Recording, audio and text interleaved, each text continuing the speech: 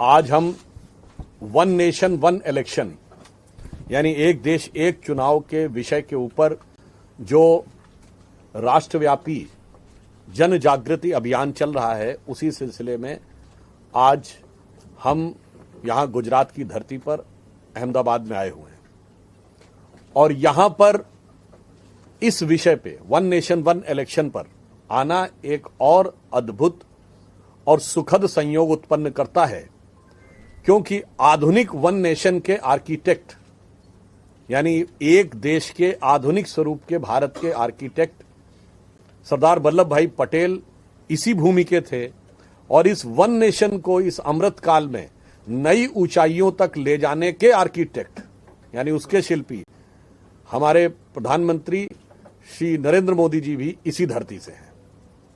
और आज एक और सुखद संयोग है कि आज ही सरकार ने यह घोषणा की है कि प्रधानमंत्री जी जो इस समय आज गुजरात के दौरे पर हैं, वो सूरत में 41,000 दिव्यांग जनों को 5 किलो अनाज प्रति माह मुफ्त देने की योजना का प्रारंभ करेंगे और इसके द्वारा सूरत भारत का ऐसा पहला जिला बन जाएगा। अर्थात एक तरफ प्रधानमंत्री श्री नरेंद्र मोदी जी के नेतृत्व में भाजपा और एनडीए की सरकार देश के हर वर्ग को सशक्त करने में, मजबूत करने में और राष्ट्र की मुख्य धारा में सम्मिलित करने के लिए कृत संकल्पित भी है और प्रयत्नशील भी है। दूसरी तरफ इस concept one nation one election का विरोध जो लोग कर रहे हैं, वो राष्ट्र के हर विषय के ऊपर राष्ट्र की शक्ति को कमजोर करने का प्रयास करते रहते हैं। देखिए, चुनाव लोकतंत्र में हृदय की धड़कन की तरह है, परंतु ये हृदय की धड़कन जल्दी जल्दी होने लगे तो हाई बीपी का खतरा उत्पन्न हो जाता है। इसलिए इस चुनाव को जो लोकतंत्र का पर्व है, अब पर्व भी अगर ज्यादा जल्दी जल्दी आने लगे तो कामकाज बाधित होने लगता है। तो इस दृष्टि से लोकतंत्र के इस पर्व और लोकतंत्र के हृदय की धड़कन को नियमित, व्यवस्थित और राष्ट्र के स्वास्थ्य के सुचारू संचालन के लिए करने के लिए ही हमारी सरकार ने या प्रधानमंत्री जी ने यह अवधारणा दी थी और पूर्व राष्ट्रपति कोविंद जी की अध्यक्षता में एक कमेटी गठित हुई जिसने अपने कुछ सुझाव दिए। और इस विचार का जो लोग विरोध कर रहे हैं, ये वही लोग हैं जिन्होंने भारत में हर नए परिवर्तन का विरोध किया है। ये लोग वो हैं, जब मुद्रा योजना की शुरुआत हुई इन्होंने कहा कि इतने अकाउंट्स खोले नहीं जा सकते। ये लोग वो हैं जिन्होंने कहा डीबीटी नहीं हो सकता। ये लोग वो हैं जिन्होंने कहा था जीएसटी लागू नहीं हो सकता। ये लोग वो लोग हैं जिन्होंने कहा था भारत में डिजिटाइजेशन नहीं हो सकता। फॉर्मर फाइनेंस मिनिस्टर चिदम्बरम साहब का संसद के अंदर दिया गया बयान है कि भारतीय लोग कम पढ़े लिखे हैं, टैक्स हैवी कम है, कैसे संभव है कि डिजिटाइजेशन हो जाएगा। परंतु प्रधानमंत्री श्री नरेंद्र मोदी जी को भारत के जन जन की सामर्थ्य और सूझबूझ पर पूरा भरोसा था और आज जीएसटी सुचारू रूप से चल रहा है और डिजिटाइजेशन में भारत दुनिया का नंबर 1 देश बन के आया है और दुनिया में 48% डिजिटल ट्रांजैक्शन भारत में होते हैं, जो अमेरिका और चीन दोनों को मिलाने के बाद भी हम उनसे ज्यादा ट्रांजैक्शन कर रहे हैं। अब इस विषय के ऊपर मैं बताना चाहूंगा कि वन नेशन वन इलेक्शन 4 कारणों से जरूरी है। नंबर 1 फंक्शनल, व्यवहारिक reason, number 2 political, number 3 constitutional और नंबर 4 सोशल। तो फंक्शनल रीजन से इसलिए जरूरी है कि व्यवहारिक दृष्टि से जो देश का सिस्टम काम करता है, यदि वन नेशन वन इलेक्शन होगा तो काम बहुत आसान हो जाएगी। जैसे पिछला चुनाव हुआ, 1,35,000 करोड़ रुपए इसमें खर्च हुए, सरकार के खर्चे में कमी आएगी। एक स्टडी के अनुसार जीडीपी में 1% तक का ग्रोथ हो सकता है यदि चुनाव साइमल्टेनियस होना शुरू हो, यानी साथ साथ होना शुरू हो। जो हमारे सुरक्षा बल लगते हैं चुनाव के समय, मुख्य रूप से उनका दायित्व लॉ एंड ऑर्डर संभालना है, ना कि चुनाव करवाना। तो बार बार जो उनको इस कार्य में लगाना पड़ता है, उससे हटकर एक बार वो इस कार्य को संपन्न कराने के बाद अपने दूसरे कार्यों की तरफ ज्यादा प्रोडक्टिव होकर देश के लिए काम कर सकेंगे। तीसरा कि उसमें जो सरकारी कर्मचारी काम करते हैं, जिसमें प्राइमरी स्कूल के शिक्षकों से लेकर भिन्न भिन्न विभागों के सरकारी कर्मचारी, उनको भी एक बार काम करना पड़ेगा। इसके बाद वो मूल रूप से जो उनका काम है उस पर वो ज्यादा फोकस कर सकते हैं। अर्थात फंक्शनल दृष्टि से भारत की एक पूरे सिस्टम को बहुत बेहतर और सुचारू रूप से चलाने में यह one nation one election role play कर सकता है। दूसरा है पॉलिटिकल। देखिए, प्रधानमंत्री जी ने भी यह बात कहा कि यदि एक बार सारे चुनाव हो जाएं तो हमारे यहां जो कॉन्स्टिट्यूशनल परिभाषा है वो क्या है, गवर्नमेंट का मतलब सेंटर और स्टेट दोनों है। किसी भी पार्टी की सरकार हो राज्य में, एक बार तय हो जाएगा कि ये मुख्यमंत्री रहना है तो 4.5 साल सब मन लगा के काम करेंगे। प्रधानमंत्री जी ने कहा कि भाई मैं भी राज्यों के साथ मिलकर देश के विकास को आगे बढ़ाना चाहूंगा, मगर जब बार बार चुनाव होते हैं तो चाह कर भी कोई राज्य सरकार हमारे अच्छे काम का भी समर्थन नहीं करती, विरोध करती है, और मुझे भी उस राज्य में जाकर उनकी कमजोरियां बतानी पड़ती हैं। अब यदि चुनाव एक ही बार में हो तो वही कमजोरियों को अकेले में बताकर और राज्य सरकार भी ईमानदारी से उस कमजोरी को समझकर सही ढंग से काम कर सकती, चाहे किसी भी दल की सरकार हो। तो पॉलिटिकली ये देश की व्यवस्था के लिए बेहतर होगा। और एक और भी बात आप समझ सकते हैं कि जो लोग ये कहते हैं कि एक राज्य में एक साथ होने से क्षेत्रीय दलों को नुकसान होगा, तो यहां पर मैं स्पष्ट कर देना चाहता हूं कि 2019 का लोकसभा चुनाव था, लोकसभा के साथ ही उड़ीसा, तेलंगाना और आंध्र के चुनाव हुए, तीनों जगह गैर भाजपा सरकार बनी और हमें 303 सीटें मिली। 1999 में महाराष्ट्र में एक ही दिन चुनाव हुए और लोकसभा में हमें 10% अधिक वोट मिला विधानसभा के मुकाबले। तो यह कहना भारत के मतदाता के विवेक पर प्रश्न उठाना है। तीसरा है कॉन्स्टिट्यूशनल। संवैधानिक दृष्टि से अगर कोई ये बात कहे तो मैं सिर्फ ये कहना चाहता हूं, संविधान निर्माताओं ने जब भारत में लोकतंत्र की कल्पना की तो उन्होंने तो नहीं कहा था अलग अलग इलेक्शन होना चाहिए। उन्होंने तो एक साथ ही पूरे देश में चुनाव की बात कही और 52 से लेकर 67 तक एक साथ चुनाव हुए। तो यदि कोई व्यक्ति इस पर संवैधानिक प्रश्न उठाता है, इसका मतलब संविधान निर्माताओं के मूल मंतव्य का वो मजाक उड़ा रहा है। दूसरा, एक दूसरे ढंग से constitutionally one nation one election लागू है। कोई एमएलए या एमपी की सीट बीच में खाली होती है त्यागपत्र से अथवा उसकी मृत्यु से, तो एमएलए और एमपी का जो चुनाव होता है वो शेष बचे हुए टेन्योर के लिए होता है।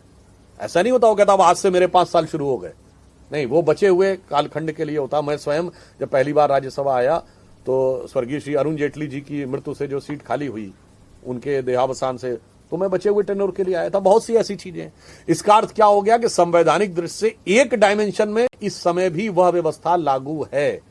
तो राज्यों के स्तर पर लागू करने में जो लोग कह रहे हैं कि कॉन्स्टिट्यूशनल प्रॉब्लम है, वो हमारे कॉन्स्टिट्यूशनल फोर फादर्स के दृष्टिकोण का भी अपमान कर रहे हैं और आज में जो व्यवस्था है उसे भी स्वीकार करने को तैयार नहीं दिख रहे हैं। और इसके साथ साथ एक ही बार में सारे इलेक्टोरल रोल हो जाएंगे जो सारे चुनावों के लागू होंगे, तो चुनावी प्रक्रिया को भी और बेहतर बनाने में इस बात में सहयोग मिलेगा। और चौथा पॉइंट जो मैंने कहा सोशल, वो सबसे महत्वपूर्ण है। देखिए, चुनाव के समय एक सरचार्ज एटमॉस्फेयर होता है, जो बहुत से ऐसे तत्व जो कि देश के अंदर एक दूसरे के खिलाफ नफरत पैदा करना चाहते हैं, उनके लिए बहुत फर्टाइल ग्राउंड क्रिएट करता है। और बार बार ये मौका आने पे उनके पास ये मौके बार बार मौजूद रहते हैं। यदि एक बार में चुनाव होगा तो मुझे लगता है इस ढंग की स्थितियां नहीं होंगी। जैसे मैं उदाहरण बताना चाहता हूं, जो व्यक्ति के विरुद्ध या समाज के विरुद्ध जो नफरती बयानबाजी होती है, इसका सबसे बड़ा उदाहरण तो गुजरात में है। 2007 में जब श्रीमती सोनिया गांधी जी ने मौत के सौदागर शब्द का प्रयोग किया था, वहां से भारत की राजनीति में राजनीतिक बयानों के नीचे जाने की वह श्रृंखला शुरू हुई, जो 2014 में कांग्रेस के वर्तमान सांसद इमरान मसूद के द्वारा मोदी जी के लिए बोटी बोटी काटने जैसे घृणित शब्दों तक पहुंची। और 2022 के चुनाव में आपने ध्यान दिया हो, मधुसूदन मिस्त्री जी ने मोदी जी के लिए कहा था कि हम उनको औकात दिखा देंगे। वैसे गुजरात की जनता ने उनको औकात दिखा दी, वो एक अलग बात है। अभी आपने देखा दिल्ली के चुनावों में पूर्व मुख्यमंत्री दिल्ली के केजरीवाल जी ने कहा कि हरियाणा के लोगों ने पानी में, यमुना में जहर मिला दिया है। एक प्रांत के विरुद्ध दूसरे प्रांत में ऐसी नफरत फैलाने का प्रयास बहुत निंदनीय है। इस प्रकार का आरोप तो युद्ध के दौरान पाकिस्तान ने भारत पर नहीं लगाया। अब आप अभी देखिए, महाकुंभ इतने अच्छे ढंग से संपन्न हो गया, परंतु उसके बाद जिस प्रकार की निंदनीय बयानबाजी हुई वो किसने किया? लालू प्रसाद यादव जी ने कहा फालतू का कुंभ है क्योंकि बिहार में चुनाव आ रहा है। ममता बनर्जी जी ने कहा मृत्यु कुंभ है क्योंकि अगले साल चुनाव आ रहा है। आपने देखा कि नई एजुकेशन पॉलिसी में इतना अच्छा निर्णय प्रधानमंत्री मोदी जी के नेतृत्व में लिया गया है कि हर राज्य को अपनी मातृभाषा में ही पढ़ाई होगी और एक भाषा और सीखनी पड़ेगी। राष्ट्रीय एकता के लिए बहुत अच्छी बात है कि आप अपनी मातृभाषा सीखिए और एक कोई भारतीय भाषा के बारे में और जानकारी लीजिए। मगर तमिलनाडु में से मुद्दा बनाया गया है क्योंकि आगे तमिलनाडु में अगले साल चुनाव आने वाला है। तो अर्थात यह हो गया कि जो लोग देश के अंदर एक दूसरे के विरुद्ध विघटनकारी कार्य करना चाहते हैं उनके लिए यह मौके कम से कम हो जाएं। और ये वो लोग हैं जो, मैं ये भी कहना चाहता हूं, आज हम 5वीं बड़ी अर्थव्यवस्था हैं, दुनिया के टॉप कंट्रीज में हमारा शुमार है। मैं अपने विरोधियों से पूछना चाहता हूं, एक बड़ा देश बताइए जहां इतनी फ्रीक्वेंसी पे चुनाव होते हों।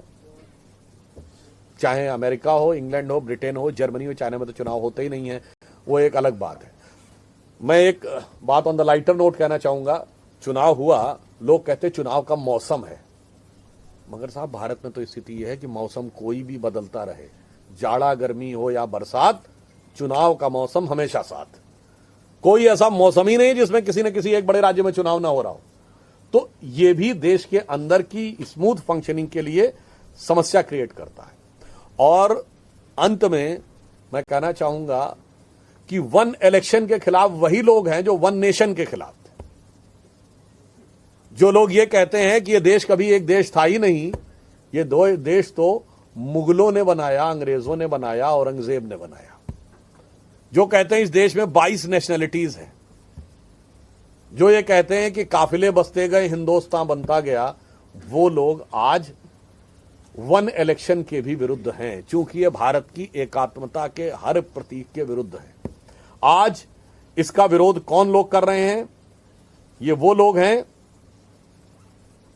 जो रामलला को अयोध्या में प्रणाम करने नहीं गए, जो कुंभ में स्नान करने नहीं गए, जो औरंगजेब का गुणगान कर रहे हैं, वही वन नेशन वन इलेक्शन पर घमासान कर रहे हैं। और ये वो लोग हैं जिनको भारत माता की जय और वंदे मातरम में सांप्रदायिकता नजर आती है और सर तन से जुदा के नारों में सेकुलर शांति नजर आती है। ये वही लोग हैं जो इस देश में समाज के अंदर टुकड़े टुकड़े करके, एक या दो टुकड़े को लेकर कट्टरपंथी टुकड़े के साथ गठजोड़ करके सत्ता के एक टुकड़े पर कब्जा करना चाहते हैं। वही लोग वन नेशन वन इलेक्शन के कॉन्सेप्ट के विरुद्ध हैं। और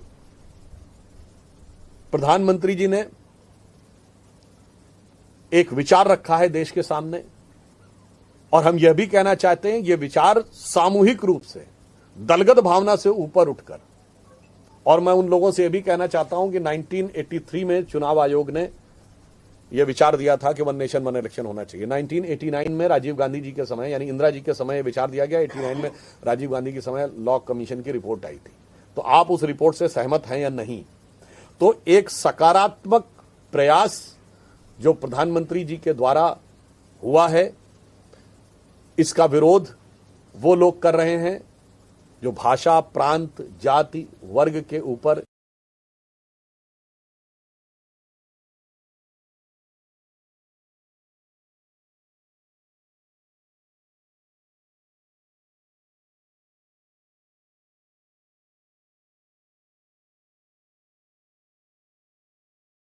देश को टुकड़े टुकड़े में रखना चाहते हैं, वही चुनाव को भी टुकड़े टुकड़े में रखना चाहते हैं। परंतु मैं ये कहना चाहूंगा कि हमारी पार्टी और प्रधानमंत्री श्री नरेंद्र मोदी जी का विचार भारत में हर चीज को एकता के सूत्र में बांधकर व्यवस्थित ढंग से विकसित भारत के लक्ष्य को प्राप्त करने की तरफ आगे बढ़ाना है।